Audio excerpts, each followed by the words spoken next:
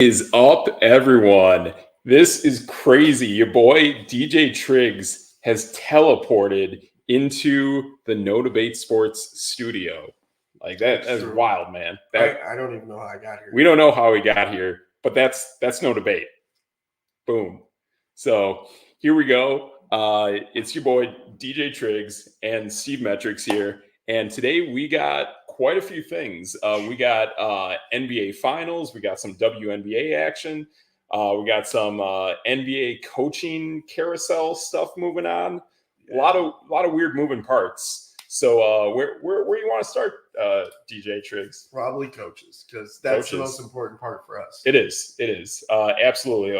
Biggest thing that happened over the weekend, Dan Hurley. Dan Hurley was thinking of taking that LA Lakers job and then didn't. Yeah, it was so weird. I was just telling you this off, but like it happened so fast. Like in a week, all of a sudden you're like, wait, like the UConn guy is going to LA? Then I heard something about his wife is a Jersey person. Yes. And literally was like, no, we're not doing that. I actually first got wind of that months ago. And the thing that kind of made me feel that Hurley would stay in Connecticut was it wasn't the Laker job that popped up that he first had his name roll into. It was the Kentucky job that he first was mentioned to be into because Calipari got, I don't know, fired, released, who knows. But to see Calipari to take a step down from Kentucky to Arkansas, to me, tells me that if Hurley doesn't want the Kentucky job, well, the Kentucky job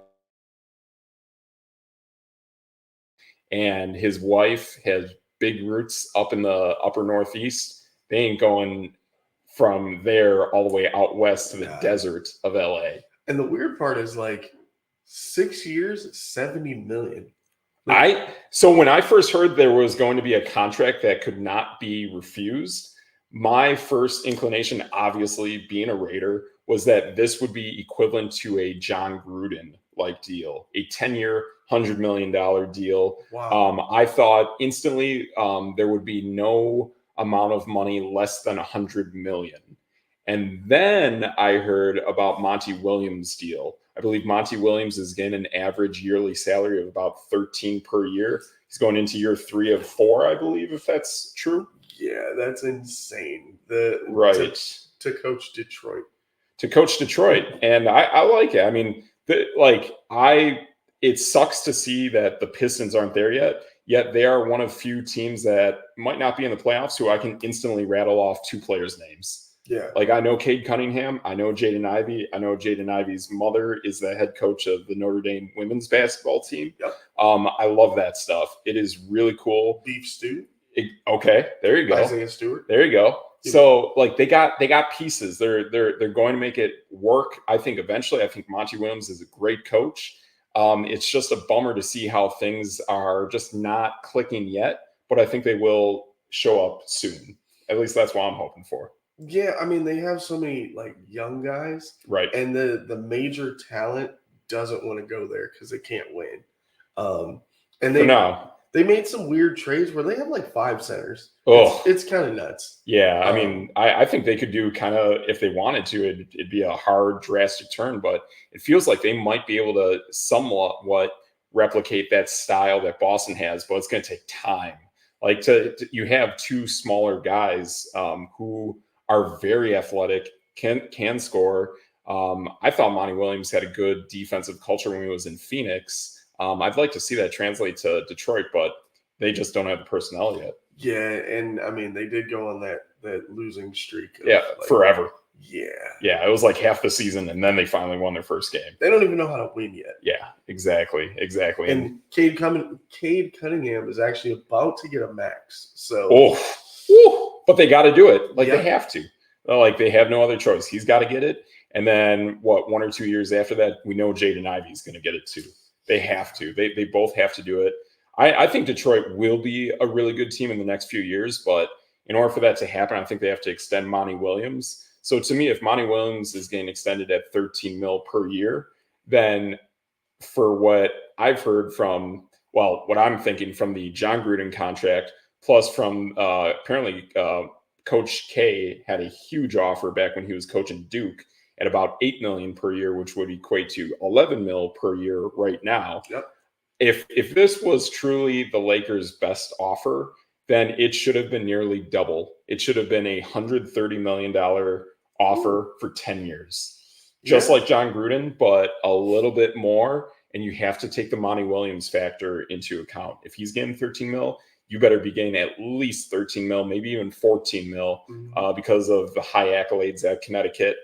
I do think he would be able to replicate it. Right. I really do. And LeBron James is behind you, but also LeBron James could be in a way that he could definitely be transitioning his way to another team after 2 years from now. Yeah. It's all about LeBron and making that money, that bank that he needs to really fund and have as much majority ownership of the Las Vegas expansion team as he can get. See, and the thing about like LeBron and the Lakers, they were talking about Hurley coming in and resetting everything. So LeBron's gone in a year or two. Yep. Tops. I think Anthony Davis ain't that far behind him. I was going to say the same thing with all the beat up like body. Like the Lakers in 5 years could be either really, really good or really, really bad. Exactly. And at this point, I mean, bad is not too far off. Yeah, bad is not too far off. We know there's more teams in the West that are starting to work their way up. We know Portland's a young team. San Antonio is a young team. Sacramento is a really good team. Were they in the play-in and then got – they didn't even make it? I don't think so. Oh, they were the last team to get bounced out of the play-in tournament. I still think Sacramento is a really good team. But they're about to lose Harrison Barnes, which I know that doesn't sound like much, but you need a glue guy and a vet like that. Yes. He could go to, like, Detroit. Nice. That'd be pretty cool. Detroit's got a lot of money. Bingo. And in the NBA, you have to spend a certain threshold or, like, you get fined or something weird. Okay. So, like, teams are going to spend money. Like, that's why sometimes you go, did that center just get $20 million a year? Like, he doesn't even play. Right. So that's exactly where that max contract deal comes into play. And I think it's kind of cool because in the NBA, even though they don't have a really fixed cap, their hard max contract deal seems to be the same for every player at that point in time that they sign it, correct? No. Oh. So if you get one of the all NBA teams, which is why like that 65 game threshold that they threw out there for everyone is such a big deal. Guys want to get all NBA because then they get supermaxed.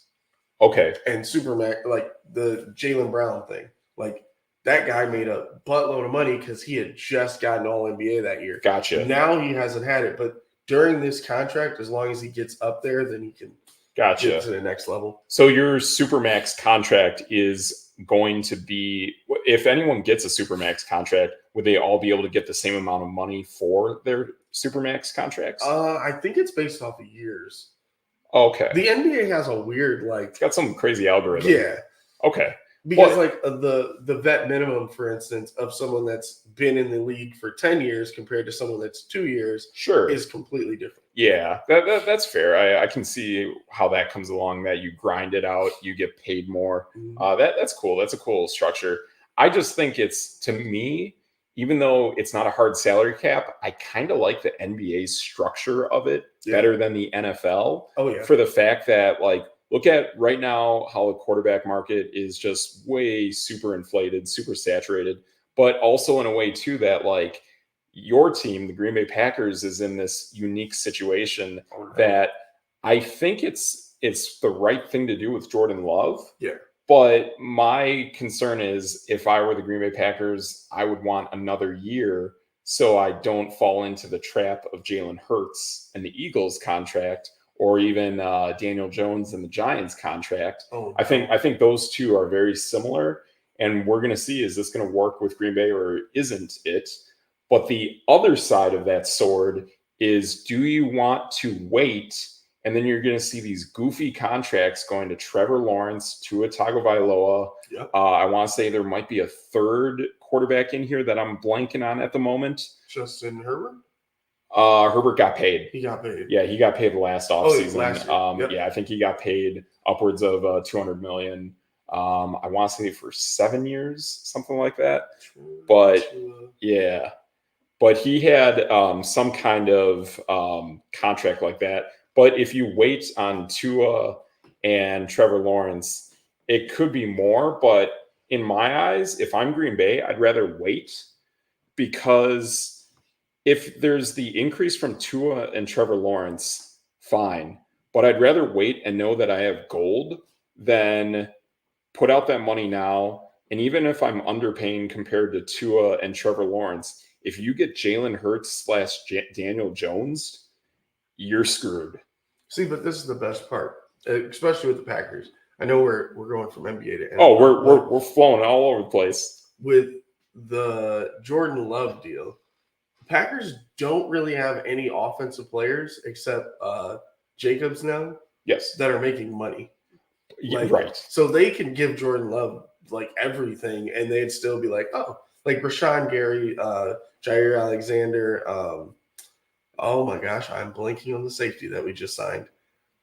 I mean, it's all essentially how do you finagle this essentially 7-8 years down the line. That's what Green Bay is playing with. None of the other teams are even thinking about that, but Green Bay has that super luxury. And they have 2 tight ends on rookie deals still. Yep.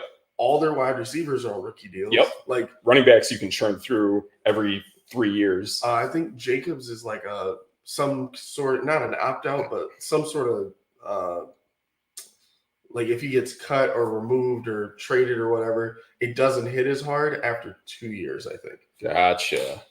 Yeah, they're set up so well right now that they could give Jordan Love everything. The money is very well structured, and I give the GMs, Mark Murphy, a lot of credit. Funny story about Mark Murphy. I was actually watching replay on NFL Network today, the replay of Super Bowl, I want to say 13, between Washington and the Raiders, back LA Raiders. Okay. And Joe Theismann is on the other side with Washington, really good team. The Raiders win that Super Bowl. Yet Joe Theismann plays quarterback. Honestly, even back then, like the way that guy runs around, he looks like the quarterbacks of today.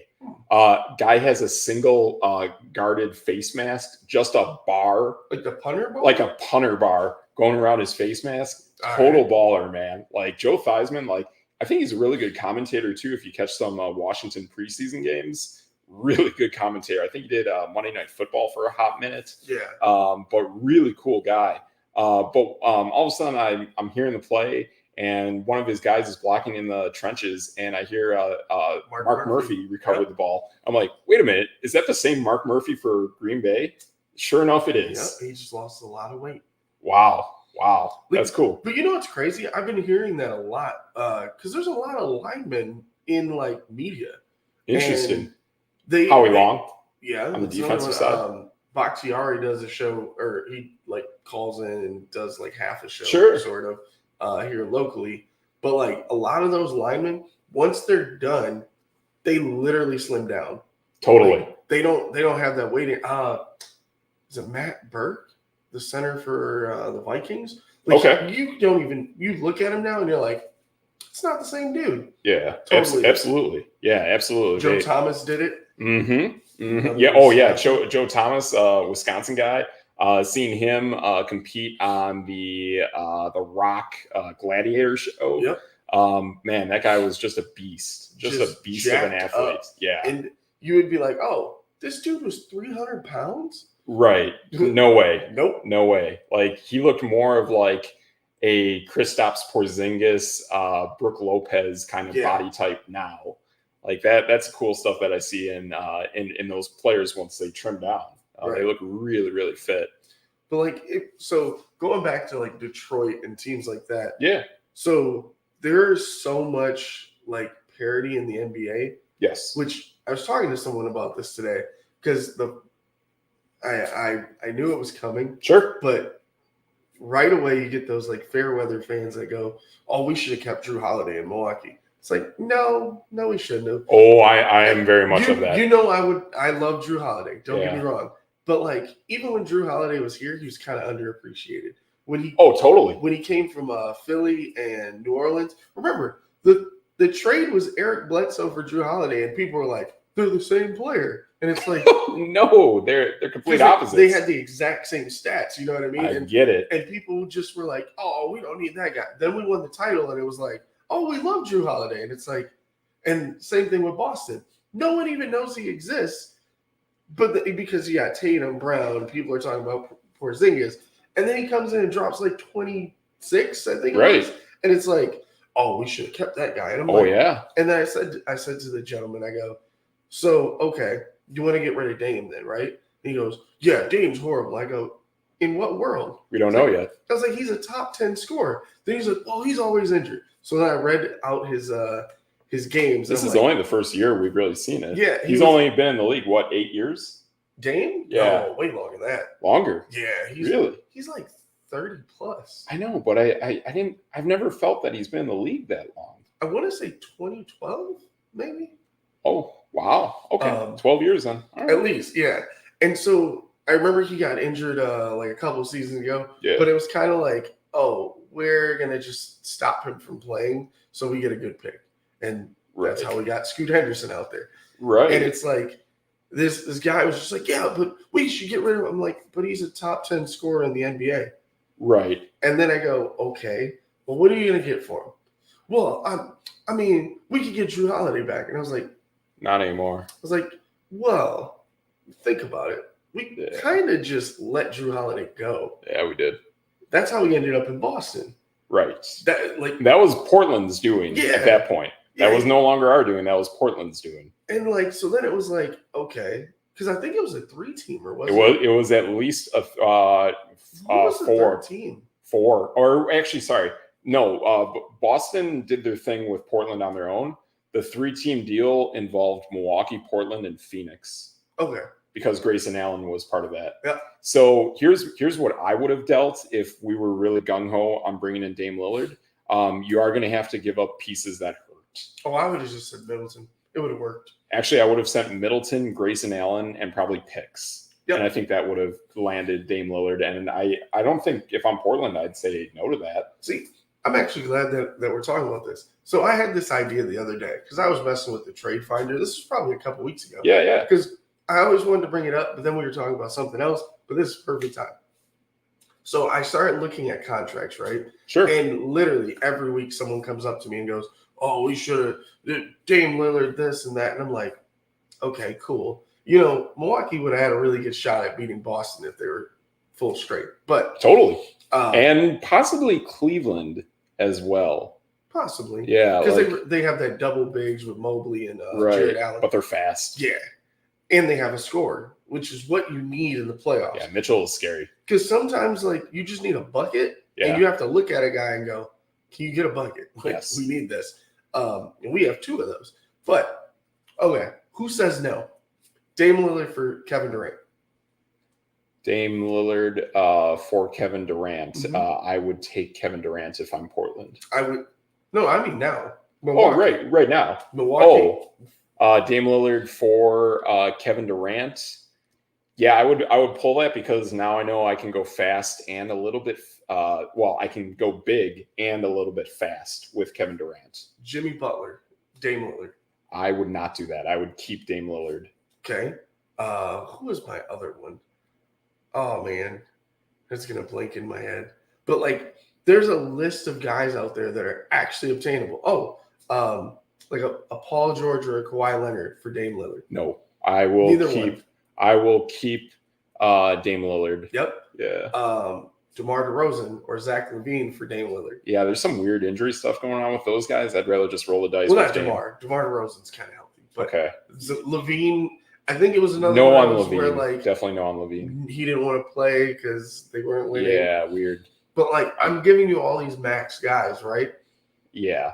You kind of keep Dame for every single one of them except one. Yeah, I could see DeMar DeRozan too being a little upset if he's not getting the ball or not getting involved. No, he's a really chill dude. Okay. Remember, he's been playing side by side with LaVine. Okay. And Cam White. Okay. Ayo Dosunmu started playing really well in Chicago. And what's his name? Former Texas A&M Aggie, LA Laker, Alex Caruso. Oh, yeah. Yeah. Well, he was hurt a lot. But, yeah. I mean, even when DeMar DeRozan was in San Antonio, never heard anything about him. Yeah. Absolutely. Him and Kyle Lowry up in Okay. Toronto. Like he's one of those dudes that goes under the radar, and that's one of those guys. If you could hit him with a mid-level exception, and you didn't have to give him $20 million. Yeah, I would love to have the guy in Milwaukee. Okay.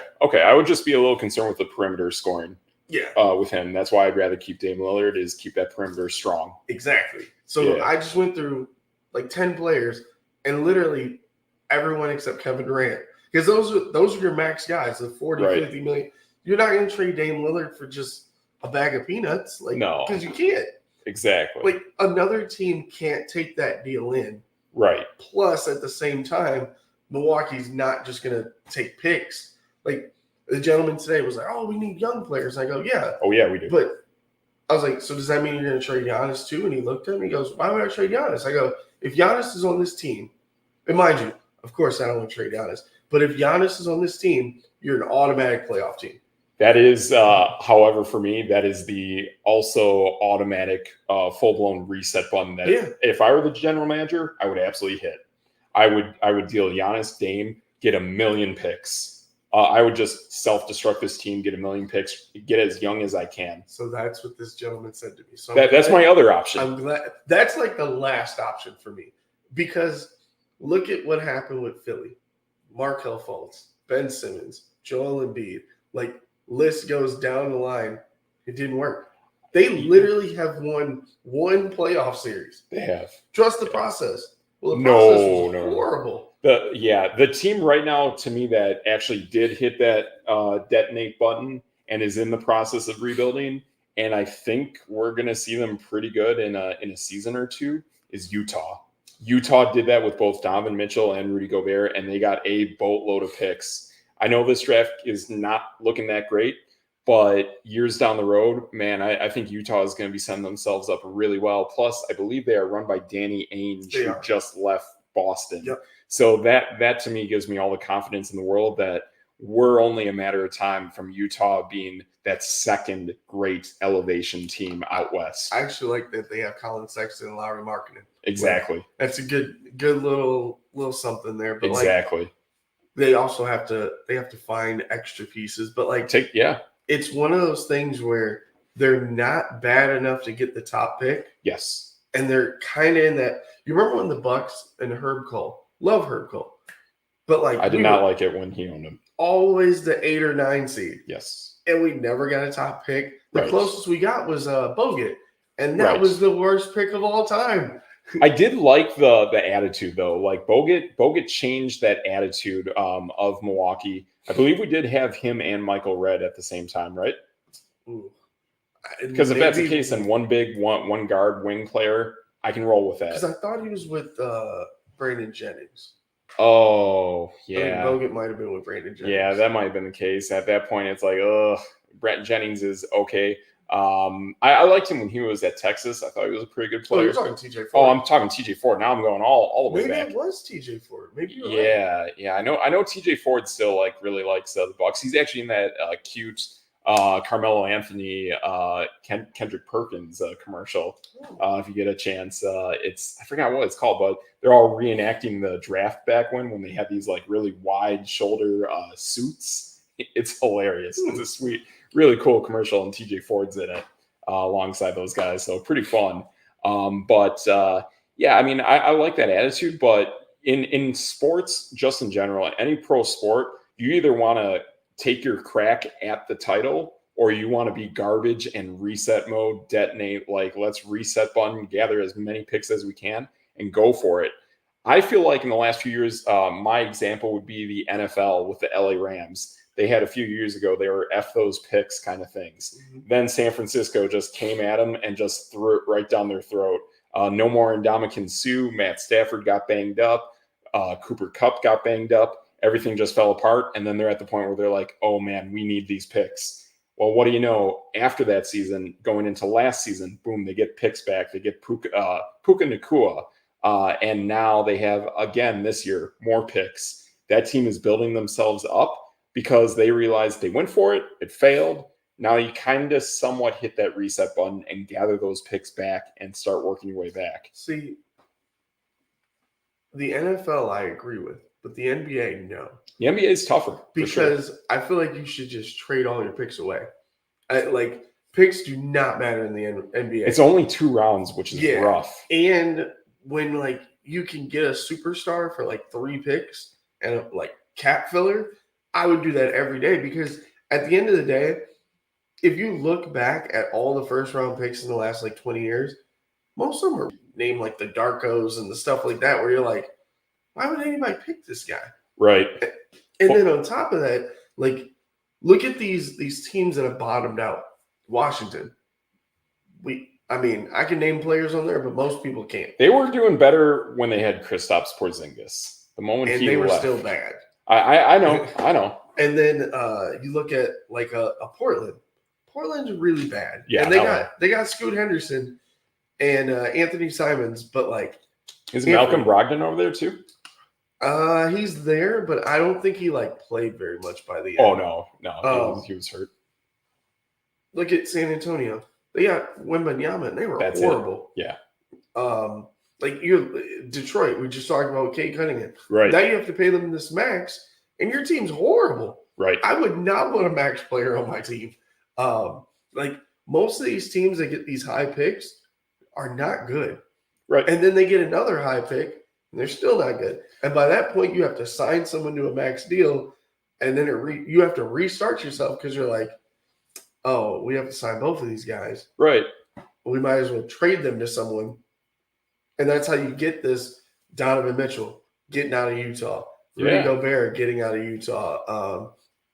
Dame Lillard getting moved out. Like, once you sign that max player and you're still bad, you're kind of screwed. You are stuck. And most of those max players, it's a players' league, so most of those guys can get their way out.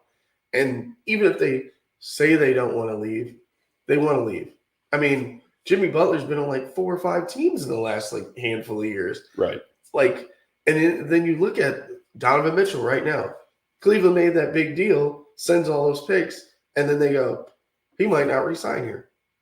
I am hearing stuff today, and I kind of heard it at the end of last week. I heard it via Fox, via Colin Cowherd, that Donovan Mitchell is pretty much the one running the ship in Cleveland. When it comes to this next coaching hire, he's the one who has the final say on that. If that's the case, I believe he's going to get whatever he wants in Cleveland. And they got a good team. They really do. It sucks that they fell flat and got hurt at the end, but I think they're moving in the right direction. I think they are one of those faster, younger, potential higher scoring teams that I think can do some damage out east. Then they have to trade someone because he's about to get a buttload of money. Totally. So then Darius Garland's expendable, Karis LeVert's expendable, Jared Allen or Evan Mobley, like one of them got to go. Yeah. So like then you're in this like almost like I give all the credit in the world to the New York Knicks. Like I know I'm completely changing, but they got they have their star now with Brunson. Yes, they got him on a discount. Yep. No one thought he was going to be that. New York apparently did. Yeah. And Luka says he knew. But they played really well together. They really did. Julius Randle, he is on a discount. I think he only makes like $30 million a year, which is crazy. Must be nice. Yeah. Well, yes. But like compared to other like players that are 20 and 10 guys, like cap is at the bottom. Right. And so like now they're looking at Isaiah Hartenstein, and it's like, okay, he's probably going to get money. Sure. Do they keep him? Maybe not. Do you move Randall for another star? Isn't there they're trying to bring in a third Villanova player? Oh my God. Is he the one from the Brooklyn Nets? Mikal Bridges. Yes. Mikal Bridges. Yep. I think that could happen. If that's the case, and if I have to unload someone, I would probably go with blanking on his name, the bigger guy. The guy that was hurt forever. Julius Randle? Yeah. Yeah, I would probably move off of Julius Randle. You probably have to at this point but then like you have so many little dominoes that could fall, and it's like, again, do you want to be Washington? Do you want to be Charlotte? Like Charlotte's horrible. Oh yeah. San Antonio's pretty bad. I know we're talking about Utah getting up there, but Utah is going to do it. I totally feel Utah is going to do it. Portland's pretty bad. Like Detroit's pretty bad. Portland's got that youth, but I still just don't feel they're going to do it. I like something about having the brains and idea that Danny Ainge plus Brad Stevens built in Boston. I see that in Utah. I don't see any of that in Portland. I think they're just wheeling and dealing for the sake of trying to stay relevant. Yep. And that you know who did it well? The Magic. Orlando. Absolutely. Like getting the John Wagner, Hammond. That's true. That's my guy. Milwaukee. Yep. Getting the Wagner brothers, Palos out there. Like I know no one pays attention to Cole Anthony, but I like Cole Anthony. Okay. And it's like you have all these like young pieces. Well, somebody's about to get paid. Yeah. Someone's gonna have to go. But they're also one of those sneaky teams where these max players like Paul George, DeMar DeRozan, guys like that. Oh yeah. Who are free agents. I'd be thinking about Orlando. And it's Florida. And the thing that you and I have been talking about lately, especially when it comes to these massive, massive deals they get in the NBA, that's even more important to go to a state with zero state income tax. Florida is perfect for that. I mean, we saw Calvin Ridley in the NFL do it, go from zero state income tax with Florida, take a massive deal. Your team probably is not that good, but go to another state of zero income tax in Tennessee. Brilliant idea. And I think you definitely have players out there doing that. I remember when LeBron was leaving Cleveland, I thought for sure he was going to go to the Houston Rockets because of the no state income tax. James Harden was down there at the time. They had, I'm thinking maybe one other player, but I like the direction that team was going in. They had James Harden and Chris Paul. James Harden and Chris Paul. Paul, LeBron James. If Chris Paul wouldn't have gotten injured in that Western Conference Finals, they'd have beat Golden State. Exactly. That was the Rockets team that I'm like, man, if I'm LeBron James, I go there. I can still have my productions out in California, just private jet it real quick. I really thought that Texas was going to be the destination for LeBron James. So. See, LeBron's one of those weird characters to me right now. Like, his whole legacy is about getting more championships than Michael Jordan, right? And LA, he's literally like, there's no chance. No. I mean, they have literally been a sub 500 team since he's gotten there. Yeah, and it's not getting better. No. I mean, the bubble team was the best, and then they just blew it up. And that was a really well-built team. Because most of those guys went and got paid. They did. And, like, they brought D'Angelo Russell back, but it was like, oh, he's still broken. Like, why did we get this guy? Yeah. I thought losing Alec Caruso too, like he kind of had that gel, that fast-paced tempo. I really like Caruso on that team, and then he took it to Chicago. So they lost a lot of that momentum, a lot of that tempo, a lot of that drive. It was cool. It was kind of like the ragtag bunch of guys who didn't work in other cities, made it work in LA with LeBron and Anthony Davis, a healthy Anthony Davis. And one of the things about that whole team, right? Or not that whole team, but LeBron in general, and what team he picks and chooses, and he can opt out and all this nonsense. Oh, yeah. Which he's a master at that. I give him all the credit. But he's got enough money. Why wouldn't you at this point take a pay cut like he did in Miami to get him Bosh and Wade, to get like a better player next to him? I think it's all about the Vegas deal.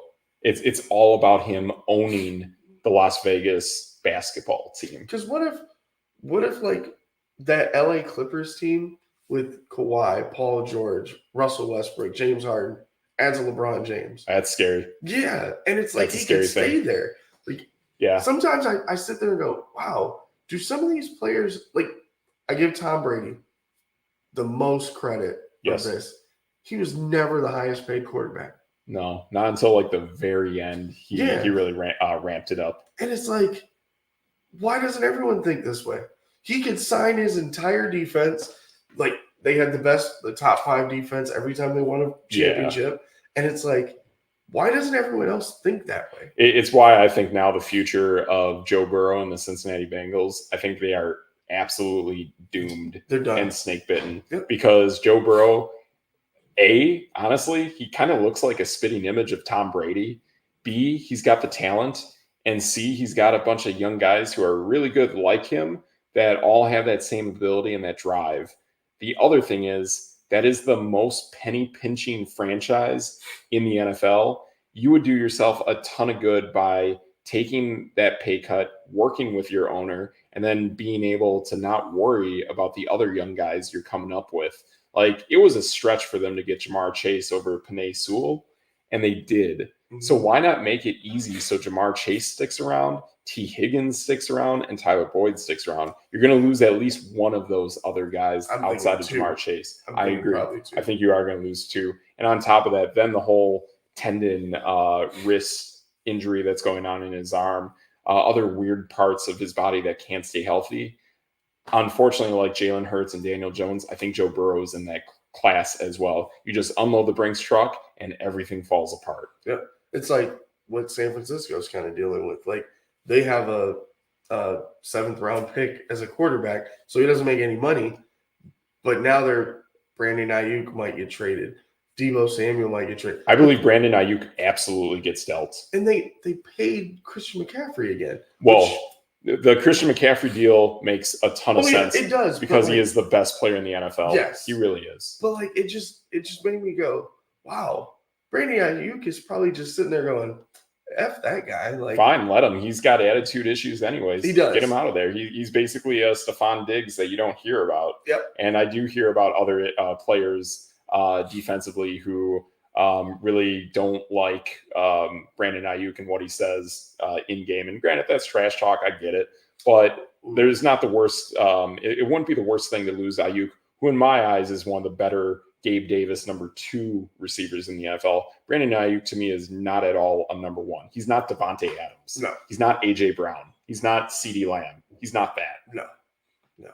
But can we transition? Let's transition. Because I just heard you say, nice. I just heard you say players that don't like the trash talk.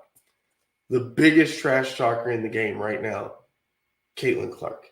That is true. I mean, I watched the game where she got fouled, and then immediately after that foul said F that to the ref, and then boom, lost the game. That was like, what, three shots plus possession after a close game that I enjoyed watching. It was pretty tight. Yeah. And then boom, the game's just over.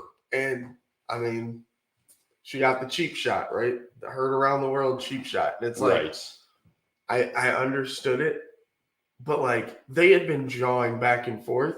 Yeah. Multiple plays. Absolutely. There was a play where literally she hit a 3, followed her, Kennedy Carter? Yes. Yeah. Followed her down the court, like, talking to her. Yeah. And it's like, no, yeah, cheap shot. I get it. But, like, now we're in this transition of, she's getting snubbed on the USA basketball team. It's like, what she's not ready. I don't think she's ready. She's not a top 12 player. No. But, like, what if they just don't like her? There's that. There's a major, to me, likability factor. We could see it in college in Iowa, especially 2 years ago. This past season, I didn't really see it much. I think they toned her down. Okay, yeah. I think so. But now in the WNBA, like, players are going at her, and I think her teammates are seeing that, she's getting more light of day, and compared to the player that you think that is obviously better than her on Indiana and isn't getting that playing time. And I guarantee the plus minus of that team is better with her than it is with Caitlin Clark. Kelsey Mitchell. That stuff matters. And the other player, too, that you pointed out, I mean, that really good wing guard on the Dallas Wings, she's not even on the team. Yeah, Rika Gubawale. Exactly. Yeah. And it's like she's the second leading scorer in the WNBA. Exactly. And I know people want to compare stats side by side of Diana Taurasi and Caitlin Clark, but to me, Diana Taurasi is one of the absolute greatest right now. Yes, this will be her last Olympics. We know that. But, man, she can ball out. And she's a dog. Absolutely. Like, Caitlin Clark's a liability on defense. Ugh. Like, literally a liability. Can't have defense. That.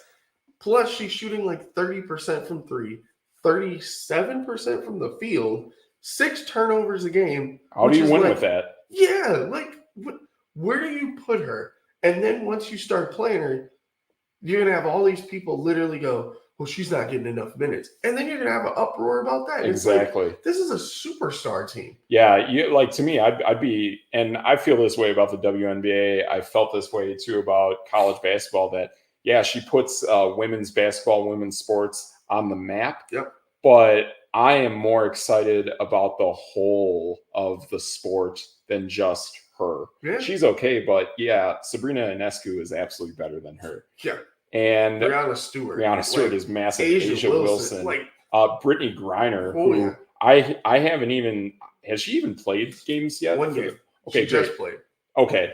I know Phoenix has had some really lopsided losses, but I'm telling you, I've watched a good amount, maybe a handful of Phoenix Mercury games. I've seen them win against the Las Vegas Aces without Brittany Griner. Yeah. I'm telling you, when they get back Brittany Griner, that's the best team in the WNBA. They're scary. They are so scary. And Diana Taurasi is there. There's other players on that team that are really good. That team has really good flow. Phoenix is a really, really good team. And there's no way I'm going to have Caitlin Clark go over Diana Taurasi and Brittany Griner. That's just not real. And then I know people, well, Chelsea Gray's hurt. Well, guess what? When Chelsea Gray comes back, she's the number 1 point guard in the entire league. So now you're just going to tell me that she doesn't deserve this spot?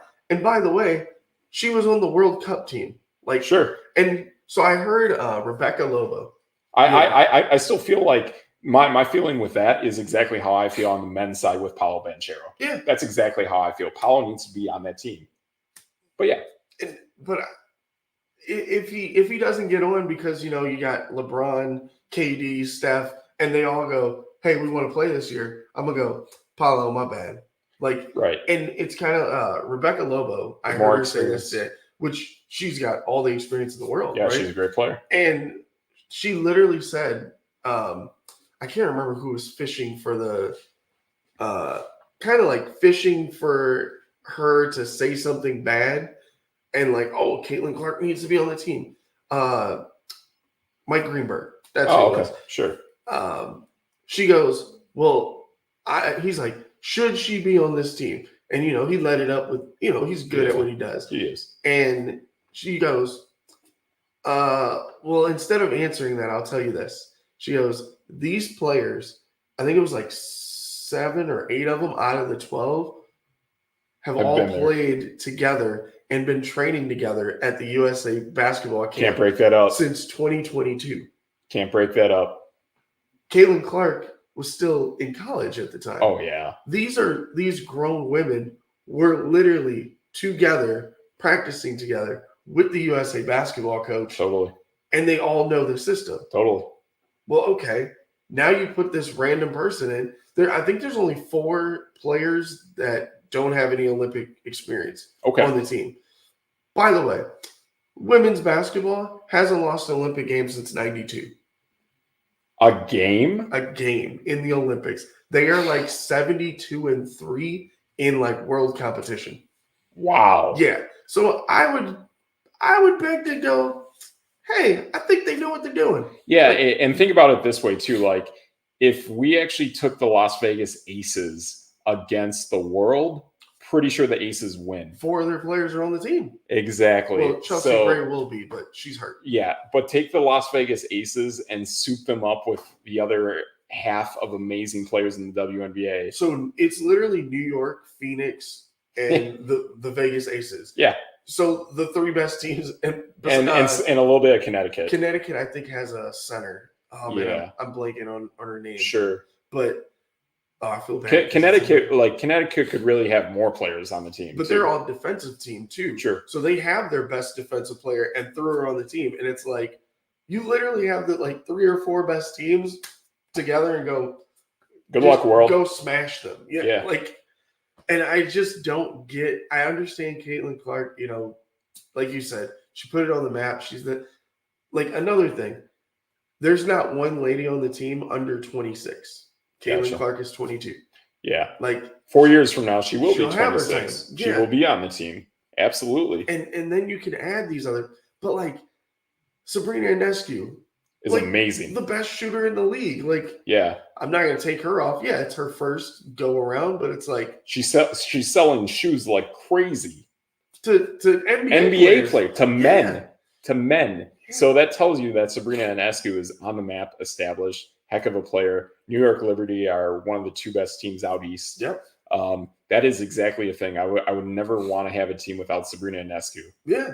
I'm not. Asia Wilson's the best player in the league. Yes. Brianna Stewart's got a she's an MVP. Yes. She's got a little say in that best player in the world. Yes. Like you said, Brittany Griner is the best defender in the game. She's like 6'9". Like, She's going to be right up there with Asia Wilson. Yeah. At the end of the day, she will fight tooth and nail. But Asia Wilson's offensive game is ridiculous. Asia Wilson is basically that plus Kawhi Leonard. She has a all-around game mid-range jumper that honestly she could compete against men right now, and she would be a starter on a lot of NBA teams. I could see that. Yeah. Like Detroit.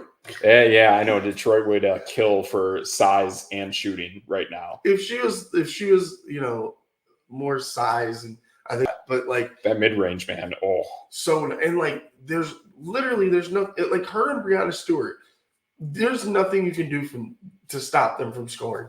They just have to miss. Right. And it's like, that's why they're the MVP candidates. And like you said, Taurasi, like if you're going to fight in a game, I want Taurasi behind me. Right. She is like enemy number one for everybody. And the way her mind thinks, the way she works the floor, she's an amazing point guard. To me, she's basically Luka Doncic over the last 20 years. She's incredibly intelligent with how she works the court, how she works plays, how she takes her shots. See, I like to think of her as Steph. Because she launches threes from anywhere, and you can't stop her from getting it up. She does, but she has this Aaron Rodgers like mind about her, this Mahomes smartness, where it's just she will beat you with intelligence for sure. And like I said earlier, like she's a dog. Yes. She has this mentality of like the Kobe, the Mamba. Yes. Like she is going to shoot, and there's nothing you can do about it. No, you nothing. Just hope I'm not on fire. Yeah. Like she's the all-time leading scorer for a reason. Absolutely. That's no debate. Boom. And it's like you look at all these players and then, she got snubbed, and it's like, yo, you're like 20th on the list. Oh yeah. Like yeah. She's working her way up. I would say Caitlin Clark is somewhere in the 15 to 20 range of the WNBA right now, but I cannot break up that 12? Yeah. Yeah. And this is one of the things I heard too is like, remember the USA team, the men's team from a couple of years ago, it's not always the best 12 players. JaVale McGee was on a USA basketball team.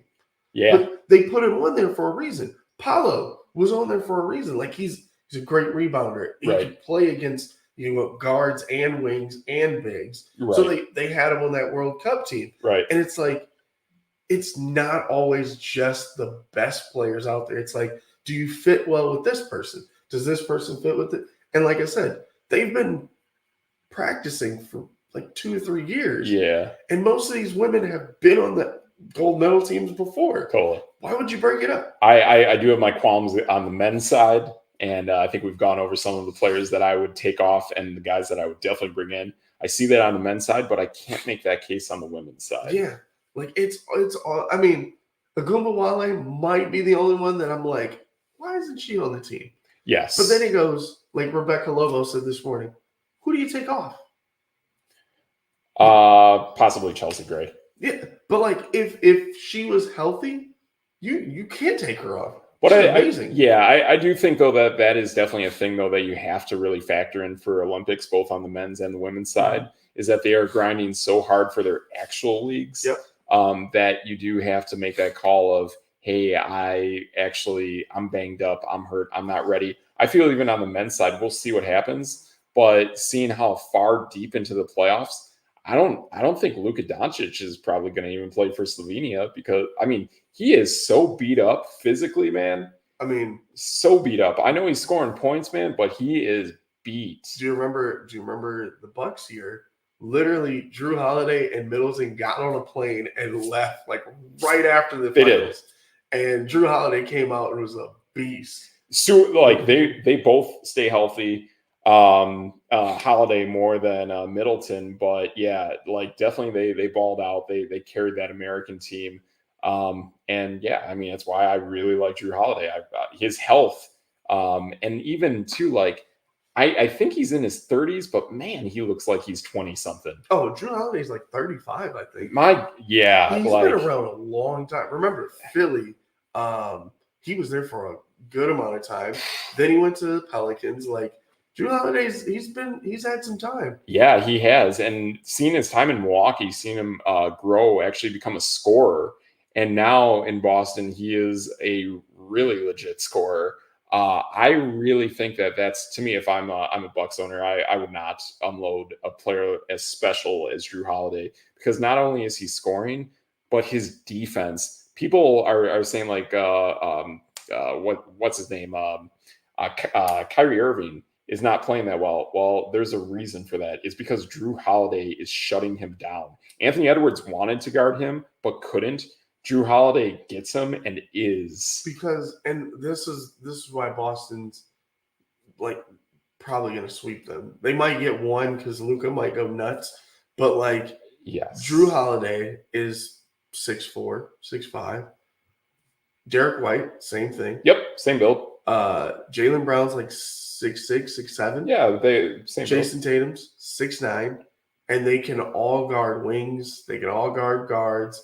Like, and then you have this 7'2" monster behind you, just sitting under the basket. Like, yeah, come on in here. Absolutely. It's like, that's the type of defense where you just go, well, what the heck can you do now? Right. Like, and that's how the Bucks were, where it was Giannis, Drew Holiday. Middleton can guard when he's there.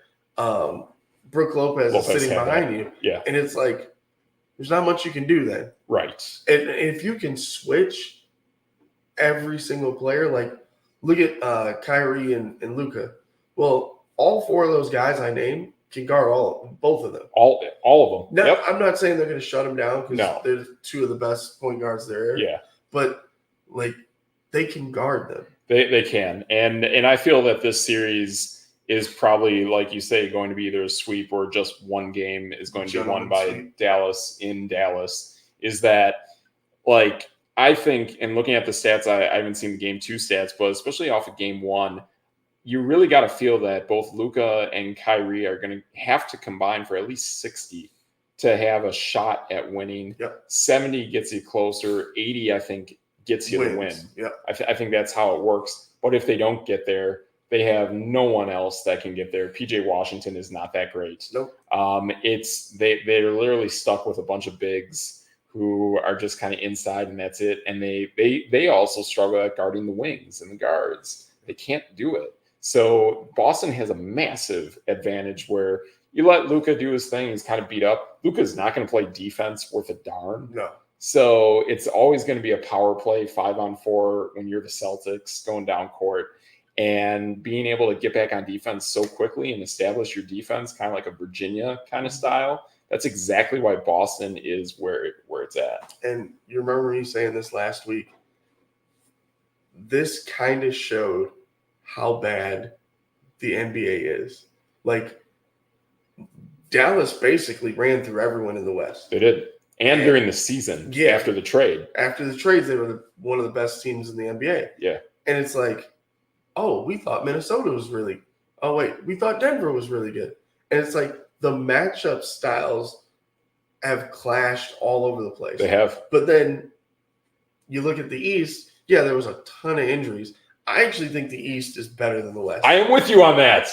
That's no debate. You heard it here first. And Boston, yeah, they had this easy road, but it's like they're so much better than everyone in the West. Yeah, the only way that I think Dallas could figure out that style is if they would have run into Sacramento more often. Mm-hmm. That's the only other team that kind of resembles that Eastern small ball, defensive, high-paced scoring kind of teams that we get in Boston, Cleveland, Indiana, not so much on defense, but the Knicks, Milwaukee. Yep. That's like 5 of your top 5. And then you got Orlando that's like lurking around there too. So now Philly was kind of doing it a little bit. Yeah. And Nick Nurse is a great head coach too. He knows how to play that kind of style. It's just that we're just seeing Boston and we're like, oh, Boston's the only good team out East. No, we're not. We're going to see actually next year that style of play that Boston plays, the East can replicate it more easily than the West can. Whereas, like, if we had a Minnesota team that had both Anthony Edwards and Shai Gilgeous-Alexander, or vice versa in Oklahoma City, that would be a thing. And Oklahoma City was really good. They're the closest I see to those Eastern Conference teams. Yes. But they're just young. They've never been there. J-Dub, Shea, Chet, Lou Dort. Yep. Like, they can all change. They can do that. They can guard whoever's out there. They're fast. And they could go into Denver and win games. Yep. And it's one of those things where Chet can guard your big. I mean, probably not the greatest, but he can guard your big. He can help side D. I want him on the Olympic team. I want that massive, stupid size guy who can score and play D. I need at least one of those. Yeah, but the only problem I have with Chet is he's not a very good rebounder for as big as he is. That's so weird. Because in this was one of the things about Caitlin Clark they were bringing up too. Yeah. It's so much more physical. Yes. Like, Chet needs to be more physical for sure. And look at Jaren Jackson. Remember, I was like clowning him during the World Cup. Yep. Because he's the defensive player of the year, and they were destroying him. Yes. Like, these international bigs were like, okay, like, that's you can't nothing. stop us, right? Yeah. And it just made you kind of go, why was this guy the defensive player of the year? Right. Don't know. Right. Like, you need guards that are going to be on you. Totally. You need bigs that are just going to bang in the paint with you. Totally. Because Valanciunas was over there, like, putting up 30 balls, and you're like, oh, forgot he could do this. Yep. Nurkic and obviously Jokic and, like, back in the day, the Gasol brothers. Like, these bigs are like, get out of the way. I'm just going to dominate you. Peja Stojakovic. Well, Peja was. If you need more Eastern European guys, my last name outside of metrics is similar to theirs, so I got you covered. That's no debate. There's a lot of good European bigs. Bogdan Bogdanovic. Oh, I like his brother better. That's true. Little bum that he didn't get to play very much in New York. I know. Yeah. But that was one of those guys I was hoping the Bucks would trade for. There you go. That goes back to Detroit, giving people money for no reason. But like, you're gonna see such a physical style of basketball that, like, sometimes it's like, all right, you need a couple finesse guys, but you need some bangers. Like, absolutely. Drew Holiday's a banger. Yeah, he is. And I love too, like, he kind of has like the inverted style of offense of Steph Curry. Like, he can shoot the threes, but Drew Holiday does this weird, like, low post thing, like reverse layup that is undefensible. Like, no one understands the motion and the rhythm of it, and it's so easy. It's so easy what he does. The only person I could ever compare that to, Chauncey Billups. Chauncey used to post up all the time. Yes. You just feel like he's not very big, but he's wide. Like, yes. And you're just like, how do I get this bowling ball out of the way? Yeah. And Holiday's more skilled, but like, it's fluid. It's so smooth. Like, when he gets into that rhythm and he's in the paint, it just kind of all together flows, and either Tatum will find him or he will find a Tatum or Jaylen Brown. Like, he makes it work in a really cool way. He'll take the three every now and then, and he's really good at it too. But man, when he just decides to go low post, it's like no one can stop him. It's cool. That's why if we want to get into more of the betting style of this, last week, if I wanted to do it, I couldn't. I had some scheduling conflicts, but I definitely wanted to place the bet I heard on Drew Holiday for MVP. Back then, 50-1. So we're talking $20 pays you. Your payout is $10,000 or is $1,020. Someone I know. Oh, his daughter loves Drew Holiday. Did she already do that on last week? So she missed it on this game. It was him as the leading scorer. Okay. He was second behind Luka. Oh, interesting. Like, Luka, I think he hit like 2 or 3 threes in the fourth. Gotcha. And just went by him. But like, it was like 22, like plus 2,200. So yeah. So here's the reasoning why I think Drew Holiday for MVP makes the most sense. To begin with, just the basic math of Jaylen Brown and Jason Tatum basically are going to cancel each other out. Mm-hmm. On the Dallas side, they're more than likely not winning the series, so you don't have to worry about Luka Doncic. You don't have to worry about Kyrie Irving. The reason that I like for Drew Holiday at this point, now his real only competition outside of those four guys is currently Kristaps Porzingis, who went off in game 1. And game 2, he played solid as well. But I saw the play where he tweaked something in his leg, and he's in trouble now. I can definitely tell you, like, even this game, he was coming off the bench.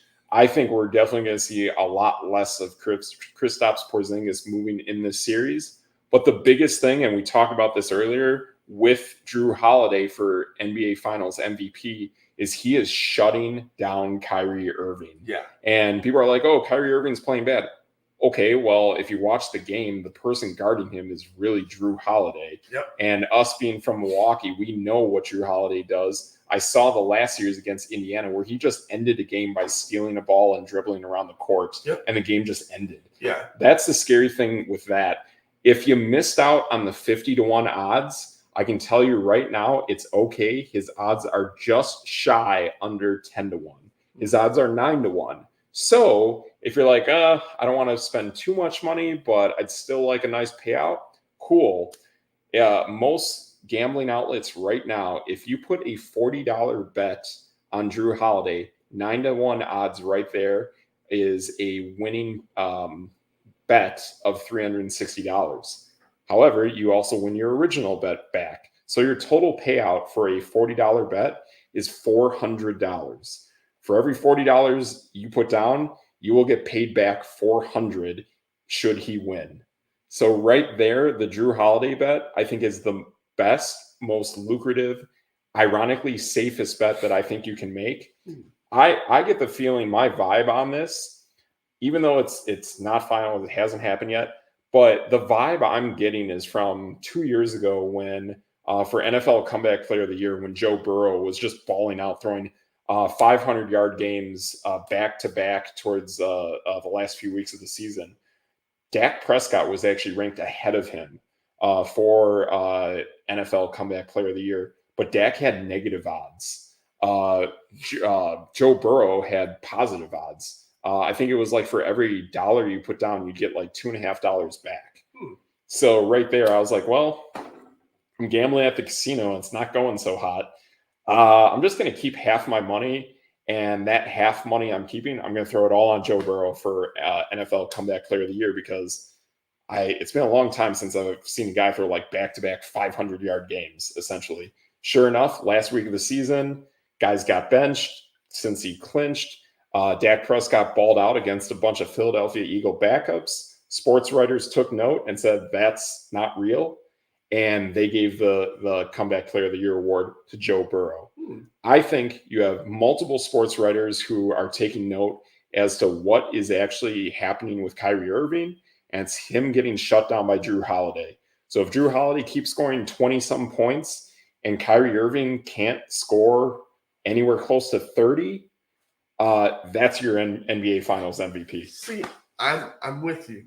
But I keep seeing articles about Jaylen Brown being like this rocket scientist. Sure. And like him getting snubbed for All NBA and just like that stuff happens. And I think it also could be something ployed by potential gambling outlets. Mm-hmm. It's a diversion tactic. And I've seen weird stuff like that in the past with certain NFL players on certain outlets where it's like they want you to look here when really the bet is here.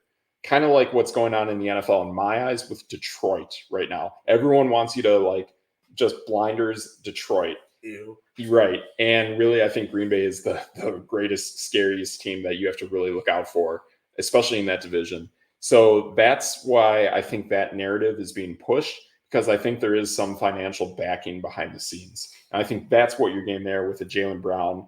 And the stupidest thing I saw on a crazy plus minus of Jason Tatum, who's playing like garbage. Mm-hmm. Let's just call it for what it is. Jason Tatum, they're probably going to win the NBA championship. I would, if I'm the Celtics, if I can get some crazy compensation to move off of Jason Tatum, I'd do it at a heartbeat. Yeah, Jason Tatum is not.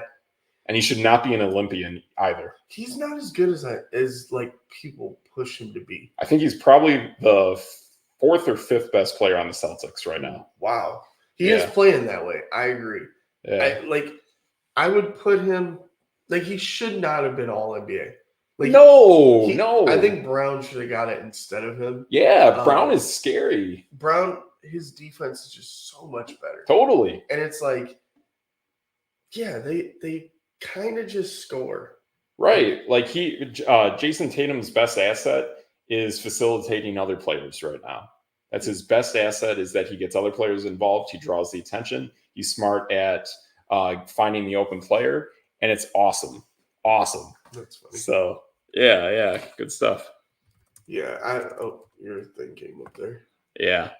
So, yeah, that's pretty cool. Yeah, I don't know. I'm just kind of blown away by how boring the final the whole playoffs have been pretty boring to me. They have, but to me, they've also opened your eyes that there's a really cool future that's coming out of this. Even though it's not looking the greatest and teams are banged up, I think we're seeing that next generation is really starting to show that, hey, we're here and we're here to stay. Yeah, which makes me kind of wonder what the NBA looks like soon. Yeah. Because I know they were trying to push us to say Anthony Edwards is the next LeBron or Jordan and all this. I don't know about that, but he's going to be really good and he's cool. Yeah, he is. I do like Anthony Edwards, but there's no stars. We don't have stars right now. I like the fact that now we're getting cool teams on the map. We're seeing cooler, faster paces of play. That I think we're seeing better athleticism as opposed to just lumbering overbearingness outside of Steph Curry. Steph Curry is the more unique kind of style where he's just got a great all-around game minus defense. That's the thing that I want to see, is just more athleticism, more pure shooting. I think, to me, the best player in the NBA right now is Shai Gilgeous-Alexander. I think I think he could be the face of the NBA. And to me, especially when it comes to the Olympics, which if I can bet on it tomorrow, I'm going to try. If I can bet anyone to win the gold medal for men's basketball, I will be betting Team Canada. Yes, for your boy DJ Triggs. That exactly. Because I was so big on Canada last year. Yeah, they got the bronze, so they could win. Yes, and the scary thing on this, which is why I would want at least either Chet Holmgren or the new big guy from Connecticut. What's his name? Colton something or other? Oh, you're talking college guy. Yes, I am talking college guy. And if I am the Americans, I would at least have one college guy because of his size. But I would either go Chet Holmgren or that guy or both, because I know the Canadians are going to be bringing Zach Edey. And I know I'm going to have to go against Victor Wembanyama and Rudy Gobert. So, I need something crazy stupid to at least counter those guys. Could you imagine if they deploy both of those guys at the same time? And the new, who I think is the up-and-coming #1 pick going to the Atlanta Hawks, that French guy is also stupid tall. Wait, didn't he get hurt? I don't know. You might be right. He tore his ACL. What? Shit. Now I have to pull out my phone. Yeah. Oh, no. Topic, right? Topic? That might be right. He kind of has your kind of facial build, except if we add a foot to you. I'm pretty sure that's... He's 6'6" or 7", right? Yeah. Yeah, I mean, he's a cool guy. Really well-spoken, down-to-earth. Man, I saw the interview that guy did. I was like, man, I'm all in on this guy. To me, he's the comparison to the NFL. He is the Drake May of NBA players, is what I feel. I mean, I know you're going to a wonky-ish kind of team in Atlanta if that were the case, but man, I hope he didn't tear his ACL. Man, with that. Oh, no, Topic is the Serbian. Oh, okay. Let me find the French guy.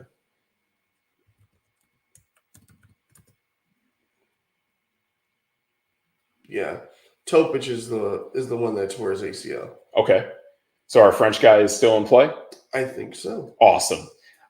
Team France is going to be massive, and they're going to have some speed to them. So, I just don't think Anthony Davis is getting down court. And Joel Embiid, we're putting that guy in witness protection.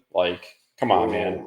Joel Embiid should just not be on the team. Just if the French or any other nation wants to take him, I'd say fine. Like at this point, you got to do what's best for Team America. And wait, Alex Sarr is also French. Oh, he's scary. He's scary. That's the guy. They have three 7-footers. Yeah, you want to go into this without Chet Holmgren, you're going to lose. See, I was thinking about the guard. There's a French Richard. Okay, great. Now they have shooting too. He's 6'9". Oh, well, man, if only he had another 2 inches. This is literally what it says. He is a skilled forward with tremendous shooting upside. Which is why he's this guy? No, it's just okay. Top candidates for the number 1 pick. Yeah. Yep. Yeah, I can tell you the French. I mean, Canada. Like, I don't know about the cohesiveness of France, which is why I like Canada's ability, and I just like Canada's all-around size and build. But there are 3 guys from France being drafted in the lottery. Oh yeah, I mean, we're talking France is going to probably put out, like France and Canada are going to be top 3 in the Olympics for this year for sure, and maybe Germany. Okay, the Germans with they got the Wagner brothers. Yeah, I don't know much. Dennis Schroeder was. Schroeder is German. Yes, that's right. I always forget about that guy being German. Yeah. Yeah, and you know he's always salty about what happened with Boston and LA. The 4 for 84. Yes, yeah. So he is going to use the Olympics as much as he can to show what he's got. Because they won the gold, right, in the World Cup. Was it Germany? Oh, I don't know how that ended. I just know Canada was really good. You might be right that Germany was there. I know the Americans just fell short. Oh, they got smacked. Yeah, but I mean, I need some size. I need some athleticism, which is why I gotta have Paulo Banchero on that team.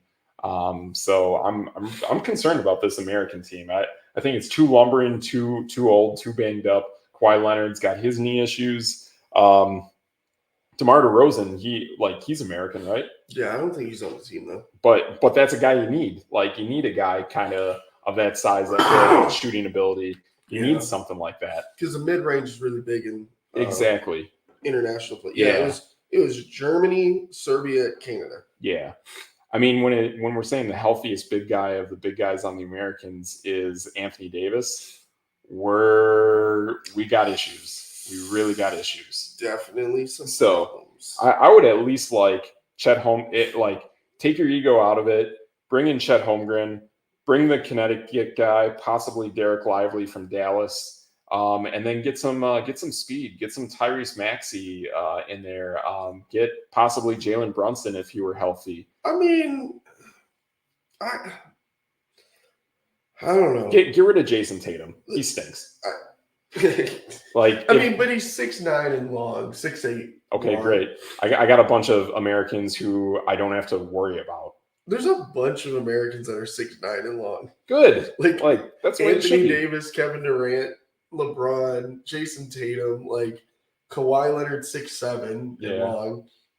I just feel this team's going to fall flat, and some of these guys they might tweak something and say, "Boom, I'm saving it for the NBA." So AD, Bam, and Joel Embiid are our bigs. Oh yeah, this ain't looking good. But I mean, I can rely on Bam. But I mean, we do have LeBron, KD, and Steph. So I'm just saying. Yeah, and you better hope they all stay perfectly healthy and don't tweak anything. I mean, Steph, I can count on. LeBron, I can't, and KD, I can't. I can count on LeBron to stay healthy. He's one of those. If I don't want to play, then I'll go get injured. Like, right. There's some days where I'm just like, I don't think LeBron wants to play today. Yeah, absolutely. But this is like, I think he's only got 1 gold medal, right? Yes. So, like, this is kind of a big deal because Steph has never played. Yes, which is shocking. Yeah. He's always been hurt when the Olympics have rotated around. And so, I mean, Joel Embiid's been home for, 2-3 months? So, like, he's healthy. It's knees, so I'm saying no. But he doesn't have to play very much because you do have Bam and Anthony Davis. And they're probably only going to deploy 1 big. Right. Bam's at least defensive. Anthony Davis is offensive. I mean, some defense. Yeah. But, like, I don't think there's too many lineups that can guard KD and LeBron at the same time. Okay. And then like Steph, Devin Booker. Like I don't even care about Wait, Kawhi. Booker's on this team? He is. Oh, he should not be on this team. I'm kind of with you on that one. He's too streaky for me. Oh yeah, both him and Jason Tatum have that similar style. They do look similar, but they also play similar. Like, ugh. Yeah. So I'd get both of them off the roster for sure. I'm kind of okay with that. But like Steph, KD, and LeBron. No, I'm keeping them. Is pretty insane. Yeah, I mean, I'm keeping. Drew Holiday's also on the team. Yeah, Drew Holiday, because like, man, getting him to lock down someone smaller like a Luka Doncic kind of style, that'd be great. I love seeing that, but then there's some liability guys like a Joel Embiid where I'm like, I don't know if I can really count on you. I want guys who can bring that stuff if they're coming off the bench. Just be able to bring whatever you do best off the bench. Which is why I'm okay with AD, because normally AD and Joel Embiid, they're, injury prone. They are. But I'm okay with them taking up space because they don't play very much. I mean, it's a 40-minute game. If each guy gets... Because I thought it was 4 10-minute quarters, right? Well, that's interesting. That changes things. It's the international game, right? I don't know, but if that's the case, that changes things. But like, if you play each one of them 15 minutes and play Bam 10... I'm okay with that. You can get there. But again, there's too much of flimsy health. Way too much flimsy health. If I can cut that in half at least and rely on some size in a Chet Holmgren, get another all-around player in Paolo Banchero. I don't think he would fit on this team. Because like he was really good on that World Cup team because there were no stars. Like that World Cup team was really bad. Okay. I mean, we came in 4th. Yeah. So, like, right. This team is. But he is also on the team that will finish 3rd in the East with the Magic. No, the Bucks were 3rd. Where was the Magic? They were close. They were right up there. Like 4th or 5th. Oh yes, you're right. You're right. So, but still, to pull that off, I mean, I give Paolo some real credit. But the Wagners were both on that team too. Sure. So there you have that German influence that's playing as well. So something like that. But I mean, I still think Paolo is better than both Jason Tatum and Devin Booker. Kawhi Leonard, I don't know what the heck's going on there. See, again, Kawhi's another one of those guys, though, that like he can still play defense. Yeah. But he doesn't have to. He plays like 10, 15 minutes. Well, he could also run the point really well and then facilitate. Oh, but you got Drew Holiday and Steph Curry for that. Right. And Devin Booker ran the point too, to a certain extent with Beal and KD. Like some of these injury-prone guys don't have to play very much because LeBron and KD are starting. So like Jason Tatum, Kawhi Leonard, probably coming off the bench unless you play Kawhi, KD, and LeBron at the same time. That's kind of ridiculous. Oh yeah, and I would do that. That's kind of ridiculous. That's why I would like Kawhi to actually run it then. But then, because Steph is playing number 1, but then like, where does Drew Holiday fit? Like, which is so weird. Which is like, I would use him as like an ace in the hole. Yeah. That he comes out to shut down people, and that's exactly what he's doing against Dallas. He is shutting down Kyrie Irving. Yep. Or they could mix it up and say, all right, now shut down Luka Doncic. If they are focused on knowing that you're going to shut down Kyrie and we're going to figure out ways to facilitate Luka Doncic, let's flip the script and see what happens. See, and I think Boston has the right idea. Let Luka do whatever he does. Just stop everyone else. Because at the end of the day, too, is then when you go to the other side of the ball and it almost becomes a turnover or a rebound, now Luka doesn't play defense. So now it becomes 4-on-5. Kyrie will try to. He will try to do whatever he can.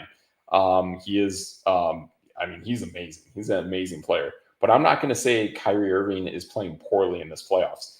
He's playing not great because he's playing against in my eyes, the best defender in the NBA. And he doesn't have the size, but he can get at you and get in your mind, and he will make things happen that you just can't score, and you just can't do what you want to do. I mean, that's what Drew Holiday does best. Took out Chris Paul and Devin Booker from a couple years ago. Yep. I don't know. It's one of those things where I don't know. I think overall, because I know we're getting on time, but I think the women's USA team and the men's USA team should both win gold. You say that. I don't. Oh, that's crazy talk. Uh, The women haven't lost since 92. Oh, I'm betting on the women. Men, I am not betting on the The men. men literally have Steph, LeBron, KD, and Kawhi Leonard starting. And they're going to shock the world when they fall flat. But who's going to, like, keep up with them? Canada. No. Canada has Shea, and that's it. They have They have R.J. Barrett, Dylan Brooks. Jamal Murray. If he's good to go. Mm-hmm. Zach Edey. Zach Edey doesn't scare me at all. Okay. Against Joel Embiid? No. Oh, yeah. No. Joel Embiid is going to kill that kid. Well, then when I see it, then I'll be like, oh, okay, you were right. Because Zach Edey, he's not even a top 10 pick. Oh, yeah, it's not about that. It's just that, hey, he fits on the roster. He's got size, and let's go. Let's just see what happens. Because, like, they have Brandon Wright and, like, Kelly Olynyk for shooting. Uh-huh. But, like, I don't fear those guys at all. Okay. I like Canada. You've heard me put Canada on the pedestal. But, like, if I put Drew Holiday on Shea, they don't have anything they can do. And then if I take Drew Holiday off Shea and then put Kawhi on him for 10 minutes, there's nothing that guy's ever going to be able to do. So what I like is I like kind of the all-around vibe that I get with Canada. I think they could do well against a French team, but I think a French team being all stupid big could actually have trouble against the Americans. Oh, yeah, because they don't have any guards. Exactly. So that's where I like the American match. I think this could end up being rock, paper, scissors, where I like Canada against America. I like America against France. And I like France. And the Germans. So the Germans are the ones that won gold at the World Cup. Right. Again, if I put Drew Holiday or Kawhi and say, stop Dennis Schroeder, I mean. Yeah. And if I tell LeBron to go play defense on Franz Wagner. Well, he already knows the guy. Yeah, I mean, there's not really much that Wagner's going to be able to do. Yeah, he knows the Wagners from when Mo played with the Lakers. Mm-hmm. So I would guess their style of play is very similar. Well, Mo's kind of like the meh of the two. Right. Franz is like a scorer. And Franz was on that national champion team at Michigan, right? Oh, I don't know. Yeah. But, like, if I tell LeBron to go lock that dude up, there's probably not much he can do either. Right. And, I mean, KD's not a bad defender. No, he's pretty – like, KD defended Giannis very well. So, like, if the U.S. if all of their guys come in healthy with a chip on their shoulder, like, I know LeBron and Curry are, for sure. Because they've never played LeBron's – this is his last Olympics. Yeah. Curry's never played in one. Yeah. Drew Holiday's always got a chip on his shoulder. Joel Embiid's also never played in one. So he's probably going to have a little bit of, like, you're talking about the highest scoring big in the league. Yes. Like, even if he doesn't play defense, there's nobody that can stop him from scoring. Right. Like, so, like, to me, it comes down to, like, if someone gets lucky and hot, but, yeah, you get lucky and hot. I got KD and Steph. Like, go ahead. That's Golden State in their heyday. Yeah. And honestly, in the last 20 years, KD's the most unstoppable scorer in the NBA. I'll put you like a little bit of shooting like out there. Maybe he'll show up on the team in the future, but if you wanted like more scoring, I don't know how it would be defensively, but what about that Iowa guy? He's got a twin brother on Sacramento. Iowa, Sacramento. Yeah. He's on the Sacramento Kings. Is it Keegan Murray? Yes, Keegan Murray. Keegan Murray can shoot. Yes. I mean, so in the scoring in the future, probably when these older generational players rotate. Exactly. I think Keegan Murray would be a next Olympics, like a Paolo Banchero kind of guy, like a Tyrese Maxey. And Tyrese Halliburton. Tyrese Halliburton, yes. Because, again, he's a really good facilitator. Isn't Halliburton actually on this team? No, he was on the World Cup. Oh, I thought he was on this team. Okay. Because, again, I'm not going to pick him over Steph Curry. Not all those other guys. No. No. And I've seen, like, Halliburton kind of do the Jason Tatum thing where he starts facilitating and he can't score. And that's... Well, he's a pass-first guy, though. Cool. I don't even see him as a scorer. Yeah. Like, he scores because, like, you're looking for him to pass. Totally. And then it's like, oh, I have an open lane. Right. Or he starts hitting threes, and you're like, what? Exactly. Your shot is broken. Exactly. Yeah. So it's all that kind of stuff where I mean, I think we will see that next generation, both men's and women's, 4 years from now. But there's definitely some good things that I see on the American team. But the biggest thing you say is if they're healthy. Yep. And that really matters. And I think they would be even really better. And I really wouldn't have any worries whatsoever if Jalen Brunson wasn't beat up and was able to play. The other name that I want to throw at you, I don't know if it's choice, nationality, or what, but wouldn't Kyrie Irving be like an American? Yeah, and he was snubbed, and he was kind of upset about it.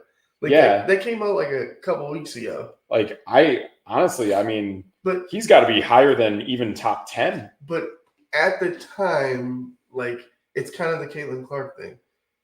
Kyrie has said a lot of crazy stuff. I know. And so, like, sometimes you're like, yeah.